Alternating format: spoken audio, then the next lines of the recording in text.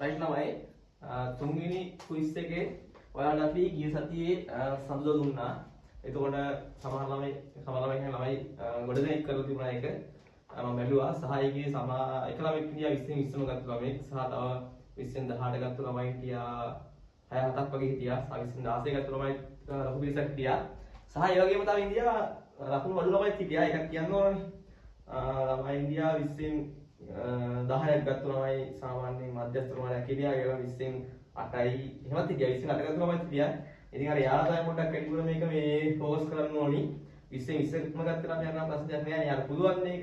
එන්නට අර 20න් 14ක් 12ක් 10ක් ගත්ත ළමයි ටික තමයි පොඩ්ඩක් අනිවාර්යෙන් මේ සැලකිලිමත් බලන්න ඕනේ. මොකද මේකෙන් අපි මනින්නේ මෙසර් කරන්නේ ඔයාගේ මේ දක්වා ඔයා ඉන්න මට්ටම. ඔයා ඉන්න ලෙවල් එක තමයි මේකෙන් ඇත්තටම බෙන්නුම් කරන්නේ. අපි තාම සාමාන්‍ය මම මේ පේපර් එකට මේ ක්විස් තුන්වෙනි එකට නම් දාලා තියෙන්නේ නිෂ්පාදන කිරුම් දක්වා කොටස වෙනකම් විතරයි. එතකොට ඒ දක්වා MCQ ටිකක් විතර මේ දීලා තියෙන්නේ. ඒ වගේම ලේසි ටිකක් දීලා තියෙන්නේ. එතකොට ඒ දක්වා කරන පාඩම් ටිකෙන් ඔයාලට කොච්චරක් දුරට කරගන්න පුළුවන්ද කියන එක ඔයාලට මැනගන්න පුළුවන් මේ ක්විස් එක හරහා. ඉතින් අර මේ බොහෝ දුරට 20න් 10ක් 20න් 12ක් 20න් 8ක් ගත්ත ළමයි ටික අනිවාර්යයෙන්ම සැලකිලිමත් වෙන්න ඕනි මේ විෂය සම්බන්ධයෙන්. මොකද ඔයාලට ඉස්සරහට තවත් අමාරු වෙනවා. තවත් මේකට පාඩම් එකතු වෙනවා. තවත් එන්නේ පොඩ්ඩක් අමාරු නෙක වෙන්නේ. ඒ නිසා මේ දක්වා තියෙන පාඩම් ටික ඔයා සම්පූර්ණයෙන් ඉවර කරගන්න බුදුන් ඊගාව ක්විස් එකට 20න් 20ක් 20න් 18ක් ගන්න try කරගෙන වැඩි කරගෙන යන්න. රයිට් අපි යම් ක්විස් එකට ඔයාලට පේපරේ මම ගෲප් එකට දැම්මා. ඒකත් එක්ක ඕනනම් බලන්න. මොකද ක්විස් එකත් එක්ක රෙකෝඩ් එක බලා ගන්න අපි වීඩියෝ බලා ගන්න බැරි වෙනවනේ. ඒ නිසා ඔයාලට පුළුවන් පේපරේ මම දැම්මා. පේපරෙත් එක්ක බලා ගන්න. රයිට් බලන්න පළවෙනි ප්‍රශ්නය. බලන්න පළවෙනි කියනවා පහත දැක්කන කුමන ප්‍රකාශය ආයතනයක ගිණුම් කරන්නේ මූලික පරමාර්ථය වඩාත් හොඳින් විස්තර කරනු ලබයිද කියලා. ඒකේ හැමදාම අහන එකනේ. අපි සාමාන්‍යයෙන් මුලින්ම අහන්නේ මූලික ගිණුම් කරන්නේ මූලික අරමුණ මොකක්ද කියලා. එතකොට AC දන්නවා අපි ගිණුම් කරන්නේ කියන දේ ගිණුම් කරන්නේ කියන දේයි කරන්න බලාපොරොත්තු වෙන්නේ. ඒ ව්‍යාපාරික ධර්මයක් දක්වන බාහිර පාර්ශ්වයන්ට තියලා ගන්න ඕනි කරන අවශ්‍ය තොරතුරු සපයන එක තමයි මේ ගිණුම් කරන්නේ මූලික අරමුණ වෙන්නේ. ඉතින් කරපු ළමයින්ගේ 99%ක්ම ඒක හරියි. එහෙනම් ඒක ලොකු කතා කරන්න දෙයක් නැහැ. එතකොට අපිට ඒකේ පළවෙනි උත්තරේ කියනවා නෛතික අවශ්‍යතා සපුරාලීම සඳහා මූල්‍ය ප්‍රකාශන පිළියෙල කිරීම කියලා. නෑ නෛතික අවශ්‍යතා විතරක් සපුරන්න නෙමෙයි. ඒ වගේම සෑම කාර්යයේ ගිණුම් පොත්වල සටහන් කිරීම ඒකත් නෙමෙයි. බලන්න පස්වෙනි කියනවා බාහිර අභ්‍යන්තර පාර්ශ්වයන් දින ගැනීම සඳහා තොරතුරු සැපයීම කියලා. එහෙනම් ඒක තමයි මෙතන ගැලපෙනම ආන්සර් එක වෙන්නේ. එතකොට පළවෙනි උත්තරේ වෙන්නේ පස්වෙනි එක. රයිට් ඒක ලොකු සාකච්ඡා කරන්න දෙයක් නැහැ. ඒක හැමෝම දන්න දෙයක්. එන්නකො දෙවෙනි එක බලන්න. දෙවෙනි එක හොඳයි. ඒක කියනවා පහත දැක්කෙන කුමන දෑ සමාගමක හිමිකමේ සංරක්ෂක ලෙස හඳුනා ගන්නු ලබයිද කියලා. හිමිකමේ තියෙන අයිතම මොනවද කියලා අහන්න පහත් ඒ වගේ. පළවෙනි කියනවා A ඉඩම් ප්‍රත්‍යාගම සංජිතය. B එකෙන් කියනවා ගෙවිය යුතු සේවක අර්ථසාධක අරමුදල්. C එකෙන් කියනවා ෂේ සඳහා වෙන් කිරීම. D එකෙන් කියනවා රඳවාගත් ඉපෙවුම. අපි සමාගමක හිමිකමේ අයිතම විදිහට ගන්නේ මෙන්න මේවන්. සමාගමක හිමිකමේ අයිතම විදිහට ගන්නේ අපි එකක් ගන්නවා කොටස් ප්‍රාග්ධනය. ප්‍රකාශිත කොටස් ප්‍රාග්ධනය. ඔයාලට තම සමාගම් කරේ නැහැ 26 කට්ටියට. එංගල බලන්න. කොටස් ප්‍රාග්ධනය ගන්නවා අපි හිමිකමක් විදිහට. ඒ වගේම ගන්නවා වත්කම් ප්‍රත්‍යාග්‍රහණය කළා. ඉඩමක් හරි ගොඩනැගිල්ලක් හරි අපි ගත්තු මිල නෙමෙයි. අපි අද තියෙන අගයට අපි ප්‍රත්‍යාග්‍රහණය කළොත් අන්නේ ප්‍රත්‍යාග්‍රහණය කිරීම නිසා අතිරික්තයක් ඇති වුණොත් හිතන්නකෝ අවුරුදු 5කට කලින් තියෙන ඉඩමක් ඔයාලට ප්‍රත්‍යාග්‍රහණය කරාට පස්සේ අවුරුදු 5කට කලින් හිතන්නකෝ 1 මිලියන් වගේ තියෙන ඉඩමක් ඔයා අද ඒක ප්‍රත්‍යාග්‍රහණය කරනවා 1.5 මිලියන් වලට. මිලියන 1.5කට ප්‍රත්‍යාග්‍රහණය කරනවා. එතකොට ඔයාලා මෙතන මිලියන වලින් ගත්තොත් 0.5ක් නැත්නම් ලක්ෂ 5ක් ඔයාලා එතනින් ලාභයින් ප්‍රත්‍යාග්‍රහණය කිරීමෙන් අගේ වැඩි වෙනවා ලක්ෂ 5කින්. අන්න ඒ වගේ මේකට අපි කියනවා ප්‍රත්‍යාග්‍රහණ සංචිත කියලා. ප්‍රත්‍යාග්‍රහණය කිරීම නිසා ඇතිවෙච්ච වාසිය අතිරික්තය සංචිතය. අපි ඒකට කියනවා ප්‍රත්‍යාග්‍රහණ සංචිත කියලා. මත තියාගන්න ඒකත් හිමිකමක්. අපි ඒකත් වෙනම සංචිතයක් විදිහට සමාගමවල හඳුනා ගන්නවා හිමිකමේ අයිතමයක් විදිහට. අපි ඒවට කියනවා ප්‍රත්‍යාගම සංචිත කියලා. ප්‍රත්‍යාගම සංචිත. ඒකත් හිමිකම් ආයතනයක්. ඊගොල්ලෝ අපි ගන්නවා පොදු සංචිත. පොදු සංචිත කියලා කියන්නේ අර ලාභයෙන් සමාගමක් උපයන ලාභයෙන් අපි ඔක්කොම ටික කොටස් හිමියන්ට බෙදලා දෙන්නේ නැහැ. අපි ටිකක් තියා ගන්නවා. අර රඳවාගත් පිළිවෙල කියලා කියන්නේ රඳවාගත් ලාභය කියලා කියන්නේ. අන්න රඳවාගත් ලාභය වගේමයි. ඒ රඳවාගත් ලාභයට අමතරව අපි උපයන ලාභයෙන් කොටසක් වෙනම සංචිතයකට දාලා ගන්නවා. ඒකට අපි කියනවා පොදු සංචිත කියලා. පොදු සංචිත කියලා. පොදු සංචිත. ඒ වගේම අර අපි කිව්වේ ලාභයෙන් කොටස් රඳවා ගන්නවා කියලා. අන්නේ රඳවාගත් ලාභය කියන එකත් රඳවාගත් ලාභය කියන එකත් රඳවාගත් ලාභය කියන එකත් හිමිකමට අයිති වෙනවා. එතකොට සමාගමේ හිමිකම ඇදෙන්නේ මෙන්න සංරචික වලින් කොටස් ප්‍රාග්ධනයේ ප්‍රත්‍යක්ෂ සංචිත පොදු සංචිත හා රඳවාගත් ලාභ වලින්. බලන්න දැන් මෙතනින් මොනවද අපිට තියෙන්නේ කියලා ඉතින් ගන්න පුළුවන් හිමිකමේ සංරචික විදිහට. ඒ තියෙනවා ඉඩම් ප්‍රත්‍යක්ෂ සංචිතය කියලා. එහෙනම් ගන්න පුළුවන් ප්‍රත්‍යක්ෂ සංචිත හිමිකමේ සංරචකයක් විදිහට. ඊට පස්සේ B ගෙවිය යුතු සේවක ප්‍රසාද කරමුදල්. අපි සේවකයන්ට ගෙවන්න ඕනි ගෙවිය යුතු සේවක ප්‍රසාද කරමුදල් කියන්නේ වගකීමක්නේ. ඒක අපි සේවකයා අයින් වෙන දවසට නෙමෙයි. අපි මාසයක් ගානේ ඒ සේවකයාට ගෙවන්න ඕනි EPF එක ප්‍රේෂණය කරන්න ඕනනේ. එතකොට ඒක ගෙවනකම් අපිට ගෙවිය යුතුයිනේ. අන්නේ ගෙවිය යුතු සේවක ප්‍රසාද කරමුදල් කියන්නේ ව්‍යාපාර මත තියාගන්න වගකීමක්. ඒක මේකමක් වෙන්නේ. එහෙනම් B ගන්න බෑ. C එකේ කියනවා ෂෙයා සඳහා වෙන් කිරීම. ඔයා දන්නවනේ ෂෙයා වෙන් කිරීම කියන්නේ වත්කම අඩු වෙනවනේ. ෂෙයා වෙන් කරාට පස්සේ වෙන්නේ ඒ වත්කමේ අගය අඩු වෙනවා. ඒක ෂෙයා වෙන් කිරීම එක වත්කම අඩු වීමක්. එහෙම නැත්නම් ඒක හිමිකම් ආයතනයක් වෙන්නේ නැහැ. වත්කමක් ෂෙයා කරද්දී අපි ෂෙයා වෙන් කිරීම බැර කරනවානේ. ෂෙයා හර කියන එක විනමක් විදිහට අපි ගන්නවා. ෂෙයා වෙන් කිරීම බැර කියන එක අපි ගන්නේ ඒ අදාළ වත්කමේ අගය අඩු වීමක් විදිහට. හිමිකමක් නෙමෙයි. ඒක ගන්නත් බෑ. D රඳවාගත් තිබෙනවා. රඳවාගත් තිබෙව ගන්න පුළුවන්. ඉතින් රඳවාගත් ලාභය කියන. රඳවාගත් තිබෙව කියන්නේ ව්‍යාපාරේ ලාභයෙන් කොටස් හිමියන්ට බෙදා හරින්න නැතුව තියාගත්තු ලාභේ. සමාගමේ රඳවාගත්තු ලාභය. ඒක හිමිකමේ සංරචකයක් වෙනවා. හරි එහෙනම් මේ උත්තරේ වෙන්නේ A ගන්න පුළුවන් ඉඩම් ප්‍රත්‍යක්ෂ සංචිතය ප්‍රත්‍යක්ෂ සංචිත විදිහට සහ D ගන්න පුළුවන් රඳවාගත් තිබෙව විදිහට. එහෙනම් ආන්සර් එක වෙන්නේ A හා D දෙවැනි එක. දෙවැනි ආන්සර් එක වෙන්නේ දෙවැනි එක. right බලන්න තුන්වෙනි එක බලන්න. ඒක ගොඩක් කට්ටිය වරද්ද ගන්න පුළුවන් තුන්වෙනි එක. තුන්වෙනි එකෙන් කියනවා තුන්වෙනි බලන්න අඩමාන්නය ලෙස සැලකූ රුපියල් 1000ක් බොල්ලය ලෙස කපාහල විට අඩමාන්නය විදියට සැලකූ රුපියල් 1000ක් බොල්ලය කපා හැරීමෙන් පස්සේ මොකද වෙන්නේ? මේ බලන්න. මේ ගොඩක් කට්ටිය වරද්ද දෙන්න තිබුණේ අඩමාන්නය විදියට සැලකූ 1000ක් බොල්ලය කපුවාම තුන්වෙනි එක. අපි අඩමාන්නය වෙන් කරද්දී ගිණුම් සමීකරණය කොහොමද ඒක දාන්නේ මේ බලන්න. අපි වත්කම් සමානයි වක්කීම් දන හිමිකම් කියන සමීකරණේ වත්කම් සමානයි වක්කීම් දන හිමිකම් කියන සමීකරණේ ඔයා මට කියන 1000ක් අඩමාන්නය වෙන් කරද්දී කොහොමද දාන්නේ කියලා. අපි 1000ක් අඩමාන්නය වෙන් කරද්දී අපි ඒක මෙහෙමනේ දිත්ත සටහන ගන්න. අඩමාන්නය හර අඩමාන්නය වෙන් කිරීම බැර. අඩමාන්නය වෙන් කිරීම බැර. එහෙමද ගන්න. අඩමාන්නය හර කියන්නේ වියදමක්. මේකට ඕනනම් හානිකර ලාභ කියලා කියන්න පුළුවන්. අඩමාන්නය කියන්නේ වියදමක්. මේක වියදමක්. වියදම්. ඒ වගේම අඩමාන්නය වෙන් කිරීම බැර කියන එකම වත්කම් අඩු වීමේ ගිණුමක්. අඩමාන්නය වෙන් කිරීම කියන නැත්නම් හානිකර ලාභ වෙන් කියන එක ගිණුමක් කරගෙන ඒ ගිණුමට බැර කරනවා. මේක වත්කම් අඩු වීමක්. වත්කම් අඩු වීමක්. මට කියන්න මේ අඩමාන්නය වෙන් කිරීම නිසා අඩු වෙන්නේ මොනවත් කම? මේ අඩමාන්නය වෙන් කරාට පස්සේ අඩු වෙන්නේ මොනවත් කමද? ණය ගැති කියන වත්කම. දැන් ඔයා මේ රුපියල් 1000ක් අඩමාන්නය වෙන් කරද්දී රුපියල් 1000ක් අඩමාන්නය වෙන් කරද්දී මට කියන්නේ කොහොමද ඔයාගේ සමීකරණ දාන්නේ මේ? ඔයා මේ අඩමාන්නය වෙන් කිරීම බැර කියන එක නැත්නම් වත්කම යගේ අඩු වෙන එක ඔයා වත්කම වලින් අඩු කරලා පෙන්නනවනේ. මොකද 1000ක් අඩමාන්නය වෙන් කරන්නේ ණය ගැති කියන වත්කම 1000ක් අඩු වෙනවා. ඒ වගේමයි මේ අඩමාන ණය හර කියන වියදම නිසා අඩමාන ණය කියන්නේ වියදමක් නිසා හිමිකම් 1000කින් මොකද වෙන්නේ? හිමිකම් 1000කින් අඩු වෙනවා. අපි අඩමාන ණය වෙන් කරලා සමීකරණ දාන්නේ මෙහෙමනේ. වත්කම් අඩු කරලා හිමිකමත් අඩු කරනවා. නමුත් දැන් අද කියන්නේ මේක අපි දැන් බොල් ණය වෙනවා. මේ අඩමාන ණය වෙන් කරපු ශේෂයක් බොල් ණය වෙනවා. එහෙම වෙන්න පුළුවන් නේ. අපි ඔය කිසියම් ණයගැතියෙක්ගෙන් ලැබෙන්නේ නැහැ කියලා අපි අපේක්ෂා කරලා අනාගතේ ලැබෙන එකක් නැහැ කියලා අපේක්ෂා කරලා අපි අඩමාන ණය වෙන් කරපු ශේෂයක් සමහර විට ඇත්තටම ලැබෙන්න තියෙන්න පුළුවන්. ඇත්තටම බොල් ණය වෙන්න පුළුවන්.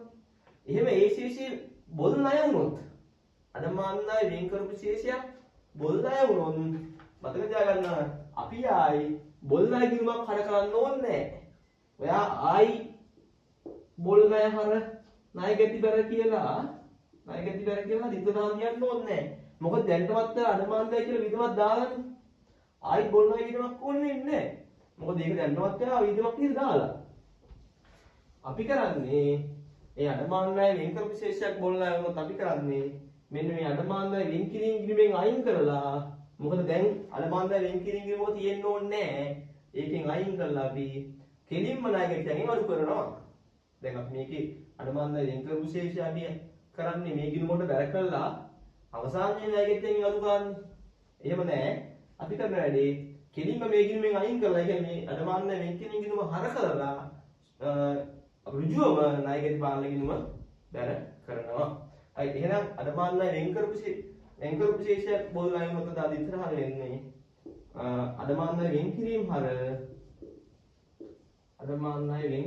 හර ණයගැටි පාලන බැර ණයගැටි පාලන ගිණුම බැර ඔන්න කොහොමයි අඩමාන ණය මේකෙන් අයින් කරලා බැර විච්චකින් අයින් කරලා ඍජුවම ණයගැටියන්ට බැර.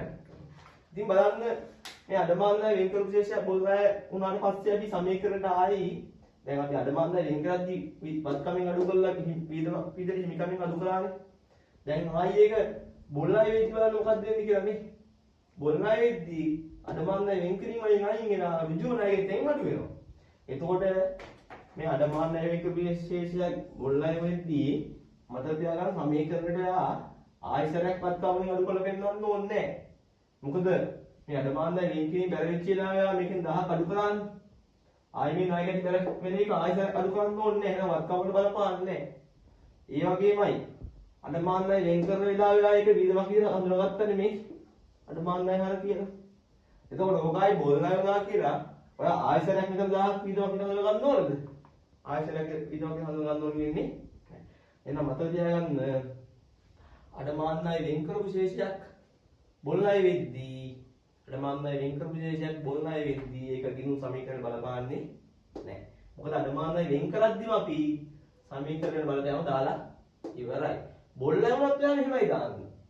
බොල් ණය වුණත් ඔයා දාන්නේ වත්කම අඩු කරලා හිමිකම අඩු කරනවා. ඒතකොට අඩමාන ණය වෙන් කරද්දී දාපේම තමයි බොල් ණය කරද්දී සමීකරණට වෙන්නේ. දිත්තට වෙන්නේ මෙන්න මේ විදිහට අරකින් අයින් කරලා දෙලින්ම ඍජුවම ණයගැටි පාලනයට කරනවා. ඒත් මම කියන්නේ දෙන්නද කියලා. එහෙනම් ඒක අන්සර් වෙන්න ඕනේ සමීකරණ බලපාන්නේ නැහැ කියන එක. හරි. ඒකට උත්තර වෙන්නේ පස්වෙනි එක ගිණුම් සමීකරණයට බලපායි කියන එක. ගිණුම් සමීකරණ බලපායි කියන එක. right. බලන්න හතරවෙනි එක බලන්න.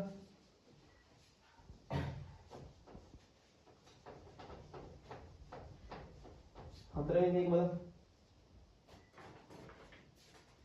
හතරවෙනි එක. ඒක අපිට දීලා තියෙනවා 20/25/1931 දිනෙන් අවසන් වර්ෂයේ සඳහා වර්ෂයේ ආයතනයක් සඳහා පහත් යුතු සපයා ඇත කියලා. අපිට දීලා තියෙනවා වර්ෂයේ ලාභය දීලා තියෙනවා. යෙදූ ප්‍රාග්ධනය කියන්නේ අමතර ප්‍රාග්ධනය දීලා තියෙනවා. ගැණිලි ඒකසේ මුළු වත්කම වල වැඩිවීමක් දීලා තියෙනවා. වත්කම වල වැඩිවීම. ඊට පස්සේ අපෙන් අහනවා 20/25/1931 අවසන් වර්ෂයේ මුළු වගකීම් වල අඩුවීම විය යුත්තේ. අපිට ලාභයක් දීලා යෙදූ ප්‍රාග්ධනයක් දීලා ගැණිලිත් දීලා වත්කම් වල වැඩිවීමක් තියෙනවා. අපෙන් අහනවා වගකීම් වල වෙච්ච බලපෑම. ඔයාට අර ලාභ සමීකරණ මතකයි නම් මේක කරන්න පුළුවන්. මතකද ලාභය වෙන්නේ නැහැ. අපි ලාභය හෙව්වේ කොහොමද හිමිකමේ වෙනස ගත්තන් අග හිමිකමෙන් අඩු කරා මොන හිමිකමද මුල හිමිකම මුල හිමිකම එකට එකතු කරනවා ගැනීමදී අග හිමිකමේ මොන හිමිකම දැන ගැනීමදී වෙන අමතර ප්‍රාග්ධනය අතිරේක ප්‍රාග්ධනය අපි එහෙමනේ ලාභය හොයන්නේ දැන් බලන්න මේකට ඕනි කරන්නේ දාන්න මේ බලන්න මෙන්න මේ සමීකරණය යාට ගොඩක් වෙලාවට මේ කෙලින්ම ඍජුවම මේ අග්නිහිමිකමයි මුලහිමිකමයි දෙන්නේ නැහැ. එහෙම දුන්නොත් ඉතින් අර ලේසියෙන් හදන්න ඕන කෙනෙක් හදයිනේ. මේ හතරම දී නැත්තම් මේ හතරෙන් තුනක් දීලා ඉතිරි කරන්නේ කොත් ඕන ගමෙන්ට පුළුවන් නේ හරියට කියලා හදන්න ඕක. එහෙම දෙන්නේ නැහැ. ගොඩක් වෙලාවට මේක ගැන අවබෝධයක් තියෙන්න ඕනේ. මොකද්ද අගහිමිකම කියන්නේ මොකද්ද මුලහිමිකම කියන්නේ මෙතනින් අද හොයන්නේ මොකද්ද ගැනීම කියන්නේ මොනවද කියලා අයිඩියා එකක් තියෙන්න ඕනි. එබැවින් මම මෙන්න මේක ගන්නවා. මේ අගහිමිකමයි මුලහිමිකමයි කියන්නේ ඇත්තටම අගහිමිකයි මුලහිමිකම අඩු වුණාට පස්සේ එන්නේ අපිට වර්ෂය තුල මොකේ වෙනස් වීමද? බලන්න අගහිමි වර්ෂය අවසානයේ හිමිකමෙන් වර්ෂය ආරම්භයේ හිමිකම අඩු වුණාට පස්සේ එන්නේ අපිට අවුරුද්ද 30 හිමිකමේ වැඩි වීමනේ. ඒක තේරෙනවද? හිමිකමේ වැඩි වීම එන්නේ. හිමිකමේ වෙනස මම වෙනස කියලා ගන්නවා. හිමිකමේ වෙනස එන්නේ. හිමිකමේ වෙනස එන්නේ. අගීම්කේ මුලන් කරලා පස්සේ අවුරුදු තුන හිමිකම කොච්චරකින් වෙනස් වුණාද කියන එක. එතකොට අන්නේ හිමිකමේ වෙනස අරගෙන ඒකට ගැනීම එකතු කරලා අමතර ප්‍රාග්ධනය අඩු කරාට පස්සේ තමයි අපිට මොකක් එන්නේද? ලාභය එන්නේ. right. දැන් මට කියන්නේ හිමිකමේ වෙනස ගන්න පුළුවන් කොහොමද? මට කියන්නේ අපිට මම මෙතන දිනනවා මට කියන්නේ අපිට හිමිකම හොයන්න පුළුවන් මොකෙන් මොක අඩු කරලාද? හිමිකම කියන්නේ හිමිකම හොයන්න පුළුවන් වත්කම් වලින් ගිනු සමීකරණ දන්නවද? වත්කම් වලින් වලකීම් අඩු කරනවා නම් අපිට මොකක් යනවද? හිමිකම එනවද? වත්කම් වලින් වලකීම් අඩු කරනවා. එහෙනම් මට කියන්න හිමිකමේ වෙනස ගන්න පුළුවන් මොකේ වෙනසින් මොකේ වෙනස අඩු කරලාද? හිමිකමේ වෙනස ගන්න පුළුවන් වත්කම් වල වෙනසින් අඩු කරනවා වලකීම් වල වෙනස. ඒසිම දේසි. එහෙනම් ඔයාලා මේ හිමිකමේ වෙනස ගන්න පුළුවන්. හිමිකමේ වෙනස ගන්න පුළුවන් වත්කම් වල වෙනසින්. වත්කම් වල වෙනසින් අඩු කරනවා වලකීම් වල වෙනස. වලකීම් වල වෙනස. right ඔන්න අපි ගමු. දැන් ඔයාලට අයිඩියා එකක් තියෙනවා හිමිකමේ වෙනස සමානයි වත්කම් වල වෙනසින් අඩු කරනවා වලකීම් වල වෙනස කියලා. right දැන් ඒක මෙතන අපි දාගමු. බලන්න මම මේ සමීකරණ විදිහට ලියගන්නවායි ලාභයට දීර්ඝ බලන ගානේ ලාභය දීලා තියෙනවා 140යි කියලා 140 දීලා ලාභය ඒ වගේම හිමිකම වෙනස අපි ගමු පස්සේ හිමිකම වෙනස මෙතන දාගමු බලන්න ගැනීම දීලා තියෙනවා 40000යි ඒක එකතු කරන්න 40යි ඒ වගේම අමතර ප්‍රාග්ධන දීලා තියෙනවා 150යි අඩු කරන්න අඩු කරා. right. දැන් මම මෙතනට ගන්න ඕනේ හිමිකමේ වෙනස. අය අගහිමිකමේ මුලහිමිකම අඩු කරනවා කියන මෙතනට හිමිකමේ වෙනස එන්නේ. චුට්ට බලන්න අපිට දීලා තියෙන මොකක්ද කියලා. අපිට දීලා තියෙනවා වත්කම් වල වැඩි වීම. වත්කම් වල වැඩි වීම 100යි කියලා. ඒ කියන්නේ වත්කම් වල වෙනස දීලා තියෙනවා මේ. වත්කම් වෙනස දීලා තියෙනවා 100යි. වත්කම් වෙනස. මෙන්න මේ වත්කම් වල වෙනසින් අඩු කරා නම් වගකීම් වල වෙනස. වගකීම් වෙනස් වීම මෙතන අඩු වෙනවා පුළුවන් වැඩි වෙනත් පුළුවන්. වගකීම් වෙනස අඩු කරනවා නම් අපිට එනවා මෙතනින් එනවා හිමිකමේ සම්පූර්ණ වෙනස. right අපි මේක දන්නේ නැහැ. මම මෙතන x කියලා දාගන්නවා. වගකීම් වෙනස මම දන්නේ නැහැ. ඒකනේ හල්දීන් වගකීම් වල අඩුවීමනේ හල්දීන්. right කොහොමද යාම අපි හදමු 100 මෙතන දන්නේ නැහැ x වෙනවා 40යි 25යි කියන්නේ එතන අඩු වෙනවා 110යි. 110න් අඩු වෙනවා.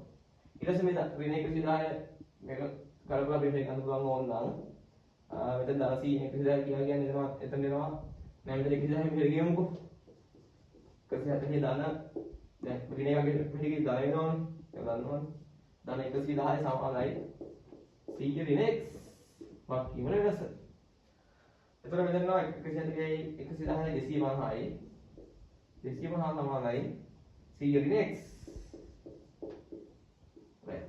දැන් ඔයාලට පුළුවන් මේ රිනෙක්ස් හොයාගන්න මේ 100 මෙහෙට ගෙනාවම දේසිම දේසි මේක මෙහෙට ගෙනාවම ඔයාලට පුළුවන් හොයාගන්න 250ට මේ ධන 100 මෙහෙට ගේන්න. ඍණ 100ක් විදිහට. එතකොට නම් මෙතනට අඩු කරන්න ඕනේ x වෙලාගේ. මෙතන x කියන්නේ අඩු වීම. මේ ඍණ ලකුණෙන් පෙන්නන්නේ අඩු වෙනවා කියන එක. right එහෙනම් 250 100ක් ගියා යනවා 150යි. එහෙනම් මේ x කියලා අපි ගත්තේ මෙතන දෙන වගකීමනේ මේ වත්කමනේ. වත්කම වලින් අඩු කරන්නේ. එනවා හිමිකමේ වෙනස. මොනවද කියලාද? වත්කම වෙනසෙන් අඩු කරනවා වගකීම් වෙනස. වගකීම් වෙනස එකතු කරනවා ගැනීවි අඩු කරනවා මෙතන ප්‍රාර්ථනා. එනේ මෙතන මේ වෙනස් වීම තමයි අපි ගත්තේ හිමිකම වෙනස. වත්කම වෙනසින් අඩු කරනවා වගකීම් වල වෙනස විදිහට. වගකීම් වල වෙනස විදිහට. right එහෙනම් දැන් උත්තර එනවා අපිට වගකීම් වල වෙනස් වීම වෙනවා ඍණ 150යි. ඍණ 150යි කියන්නේ වගකීම් අඩු වෙනවා කීයකින් 150. එහෙනම් අපිට උත්තරේ ගන්න පුළුවන් වගකීම් වල අඩු වීම 150යි කියලා. right ඉතින් අර මේ වගේ අහන්න පුළුවන් කෙලිම ලාභ සමීකරණ දීලා ඔයාගෙන් අහන්න මේ එකක් හොයන්න කියලා. අර ඒ වගේ දාපරලා අයිඩියාවක් තියෙන්නේ මේ හිමිකම් වෙනස කියන්නේ වත්කම් වල වෙනසින් අඩු කරන්න ඕනේ වගකීම් වල වෙනස කියලා. එහෙම ගන්නත් පුළුවන්. ඉතින් අර ඒ වෙලාවට එයාලා අහන්නේ විදිහත් එක්ක ඔයාලට පුළුවන් ඕනේ කර ඉඳ දාලා අන්සර් ගන්න. right මම හිතුවා මේ තේරෙන්නද කියලා. ඔයාලා කොහේ ඉතන ගලනවා නම් හදාගන්න. හිමිකම් වෙනස් වීම ගන්න වත්කම් වෙනස් වීමෙන් අඩු කරන්න වගකීම් වල වෙනස් වීම. right එන්න පස්වෙනි එක බලන්න පස්වෙනි එක කියනවා සපත්තු නිෂ්පාදනය කරන ව්‍යාපාරයක පහත ගනුදෙනු සටහන් කිරීමට මූලික පොත් භාවිත කරන අනුකූල කුමක්ද කියලා. right සපත්තු නිෂ්පාදනය කරන ව්‍යාපාරයක ඉස්සෙල්ලා බලන්න මොකක්ද මේ ව්‍යාපාරය කියලා. ඒ ව්‍යාපාරය ගැන අයිඩියා එකක් තියෙනවා ඉස්සෙල්ලාම. ඊට පස්සේ බලමු අපි දීලා තියෙන ගනුදෙනු ටික. බලන්න සපත්තු නිෂ්පාදනය කරන ව්‍යාපාරයක පහත ගනුදෙනු සටහන් කිරීමට භාවිත කරන මූලික පොත් අහන්නේ ඒ ලොරියක් ණයට ගැනීම. දැන් ව්‍යාපාරික ලොරියක් ණයට ගන්නවා කියන්නේ ජංගම නොවන අත්තාවක් ණයට ගන්නවානේ. ජංගම නොවන අත්තාවක් ණයට ගන්නවා අපි අර කියන්නේ අපි ජංගම නොවන අත්තාවක් ණයට ගැනීම දාන්නේ මොන මූලික සටහන් පොතේද? පොදු ජර්නලේ. ස්ථාවරකමක් ණයට ගන්නවා නම් අපි දාන්නේ පොදු ජර්නලේ. එහෙනම් ඒ දාන්නේ අපි පොදු ජර්නලේ. බලන්න B එක බලන්න සම්ණයට ගැනීම. මට කියන්න සපත්තු නිෂ්පාදනය කරන ව්‍යාපාරයක සම් ගන්න නැත්තේ මොකටද? සම් ගන්න නැත්තේ සපත්තු නිපදවන්න නේද? සපත්තු නිෂ්පාදනය කරන ව්‍යාපාරයකට සම් මොන වෙන්නේ සපත්තු හදන්න. එහෙමනම් මේ ඇවිල්ලා තොග බාණ්ඩ ගැනුම් මේ බාණ්ඩ ගැනුම් ඕනි කරන ගැනුම්. එහෙනම් මට කියන්න මෙතන බාණ්ඩ ගැනුම් නැත්නම් අම්ද්‍රව්‍ය ගැනුම් ණයට ගැනුම් අපි දාන්න ඕනේ වෙන්නේ මොන ජර්නලේද?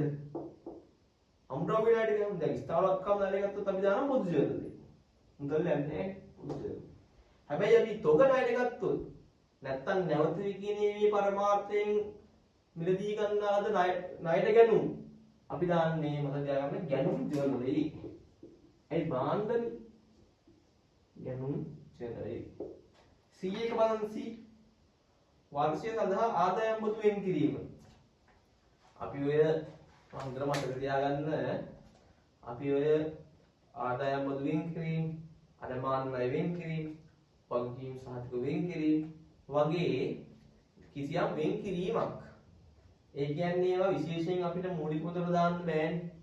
දැන් හිතන්නකෝ අඩමාන ණය වෙන් කිරීම තියනවා රුපියල් 1000යි.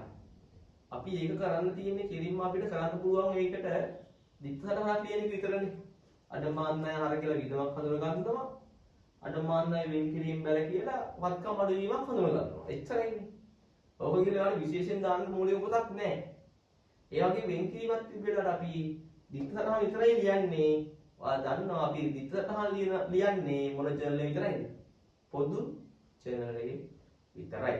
එහෙනම් ඔය සේවෙන් කිරීම, අඩමාන ණය වෙන් කිරීම, වගකීම් සහතික වෙන් කිරීම, මේක වගේ ආදායම් බදු වෙන් කිරීම වගේ හැම වෙන් කිරීමක්ම අපි විහිදන් ගිණුමකට හර කළා වෙන් කිරීම ගිණුමකට බැර කරනවා.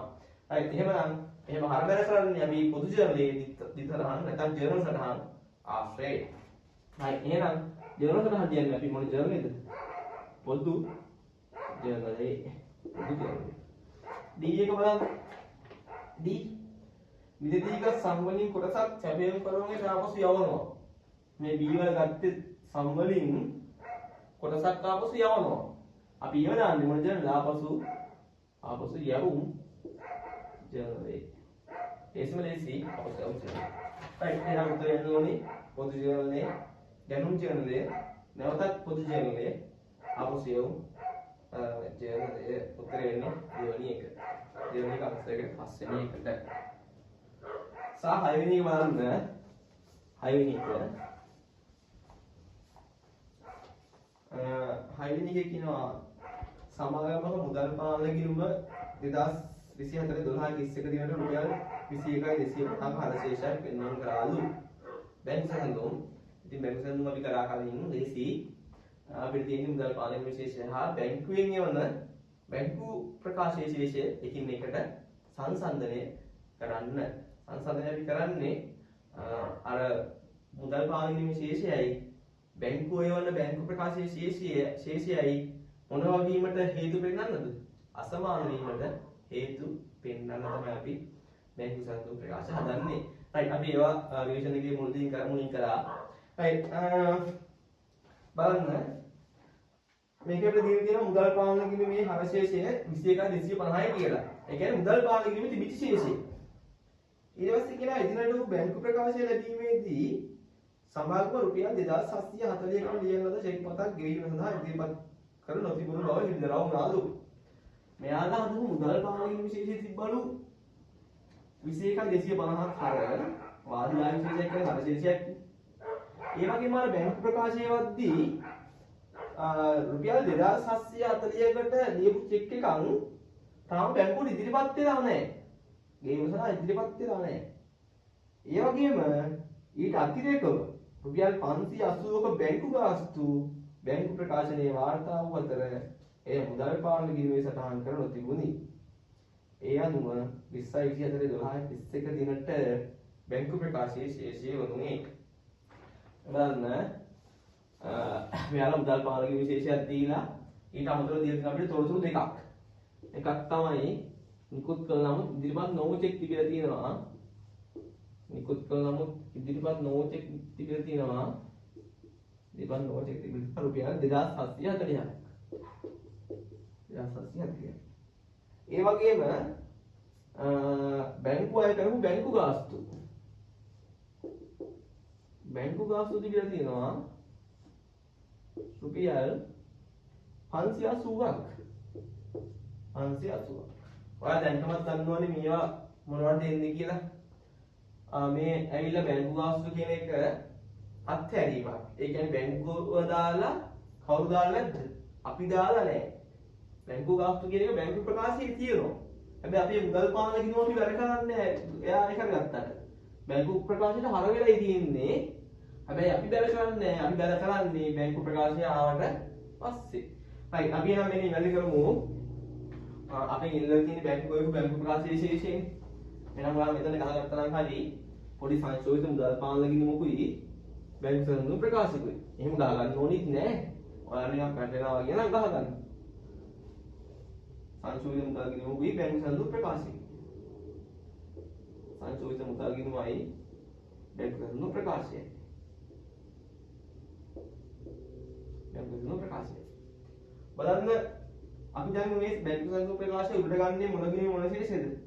සංශෝධිත මුදල් ගිණුමේ ශේෂය. ඒ කියන්නේ මේ ගිණුමේ අවසාන ශේෂය තමයි මේක උඩින්ම අපි දාගන්නේ. සංශෝධිත මුදල් ශේෂය. ඒකට එකතු කරනවා නිකුත් කළ නමුත් ඉදිරිපත් නොවූ සහ අඩු කරනවා මොන චෙක්ද? තැන්පත් කළ නමුත් උපලබ්ධි නොවූ චෙක්. තැන්පත් කළ නමුත් උපලබ්ධි නොවූ චෙක්. right. දැන් දාමු බැංකු ගාස්තු. නෑ ආරම්භ මුදල් ශේෂය දිනන දිනවනේ 21,250ක්.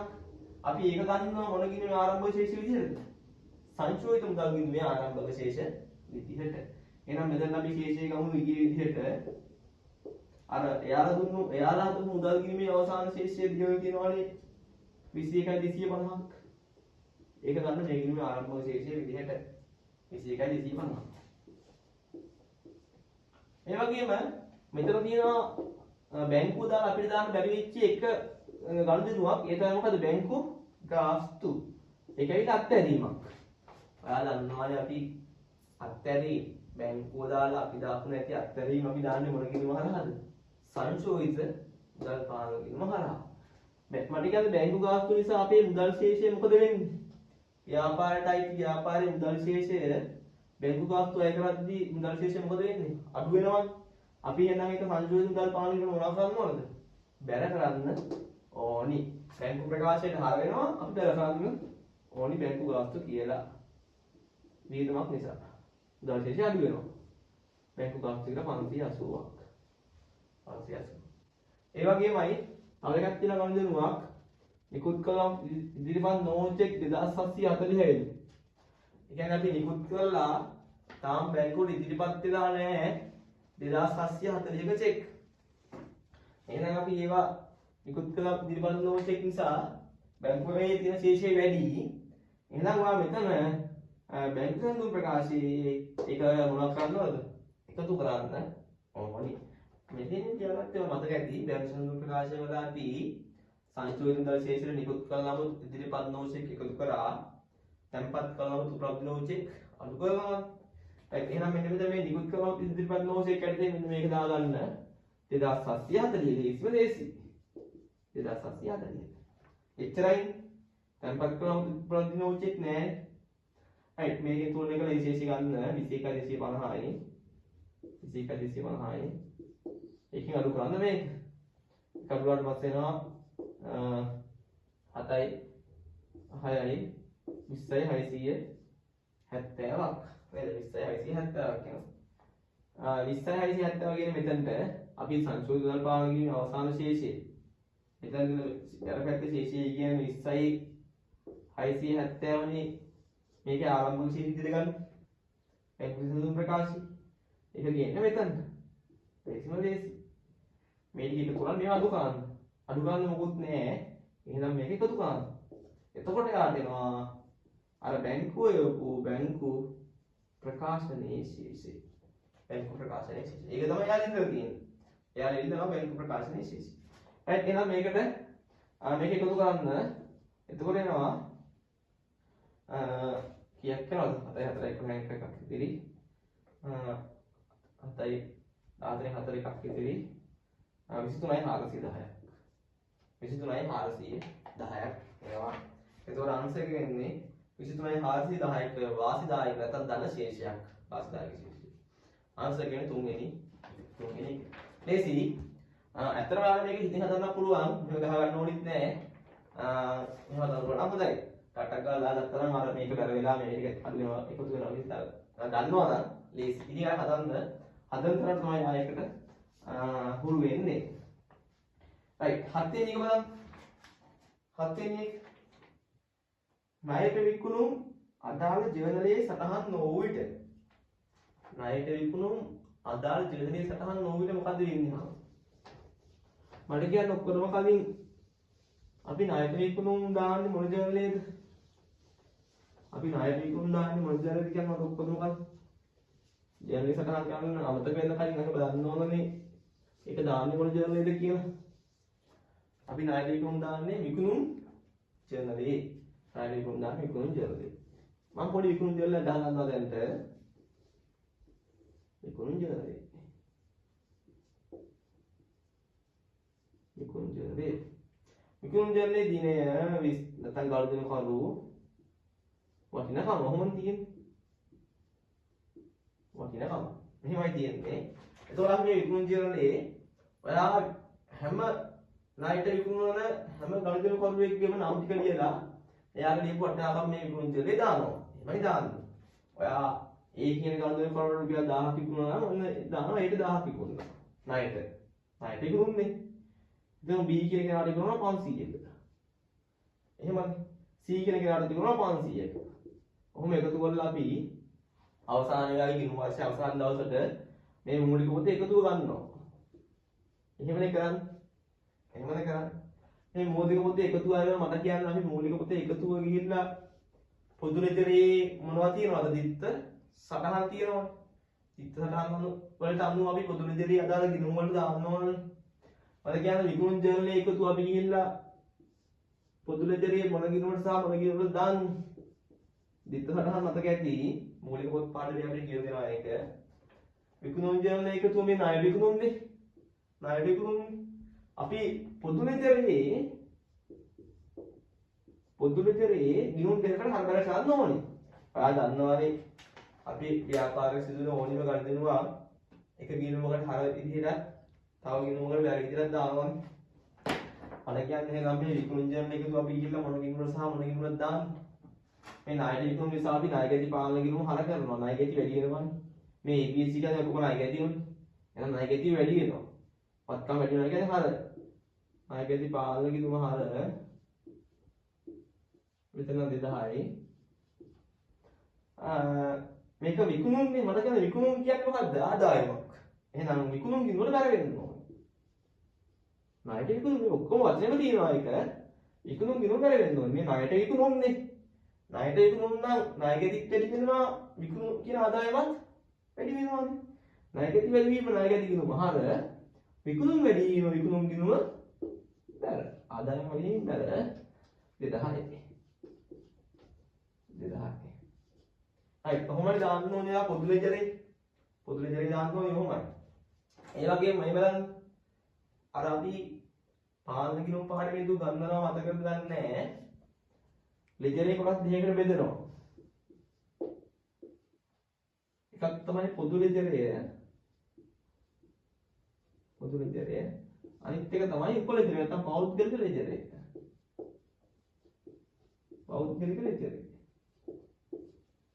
ඔහොතයි ලෙජරේ කොටස් දෙකකට බෙදෙනවා එතකොට මේ පෞද්ගලික ලෙජරේ කියන එකේ විත්ත සටහන් කියන්නේ නැහැ පෞද්ගලික ලෙජරේ කියන එකේදී අපි මේක ඉදිරි කරන්නේ ඒ ණය ගැතියගේ ශේෂය ඒ ණය ගැතියගේ ශේෂය අපි ඒ ණය ගැතියට බෙදෙනකම ගියුම් තියාගන්නවා ඔයාලට පාලන ගිණුම් පාලන ගැන ලොකු අයිඩියා එකක් නැත්නම් අපි පාලන ගිණුම් වල වීඩියෝ එකක් දාලා තිනවා කලින් ඒක බලන්න ඒක ඊට පස්සේ